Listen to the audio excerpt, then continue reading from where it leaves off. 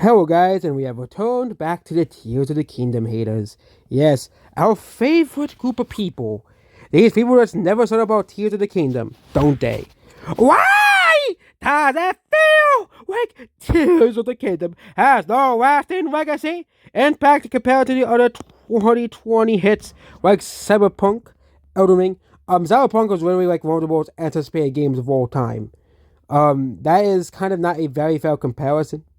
I would say Elden Ring is it still has a lot of players to this day. Like Elden Ring is still popular to this day. It's still getting, but however, Elden Ring is still getting DLCs and updates. Baldur's Gate 3, and you can't even compare this game. Expedition 33 just came out, or Cloud Obscuria Expedition 33. That game just came out. You can't determine the game's legacy. It just came out like 2 weeks ago. Okay. So, how even Breath of the Wild had 1,000 times legacy and impact that Tears of the Kingdom is. But you know what the legacy of Tears of the Kingdom is? Is these people bitching about Tears of the Kingdom every day. Yeah, we didn't really miss that for the whole week that 4chan was down. People bitching about Tears of the Kingdom. And yes, those people, the Tears of the Kingdom still sold 20 million copies. You know, it's still a very, very, very successful game. Okay? You know, most games are not as successful as Tears of the Kingdom. Okay?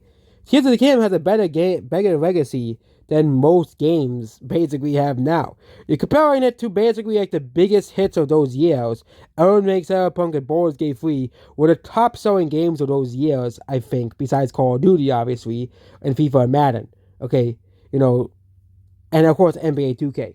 Okay, though, you know, it's kind of not a fair comparison because those are the best selling games of those years, and Tears of the Kingdom I think was not sold worse than Baldur's Gate 3 because Baldur's Gate 3 was on the PS5, it was on the PC, it was released on Xbox. It will probably release on the Switch too as well. You know, both Cyberpunk and Elden Ring are also released on the Switch too.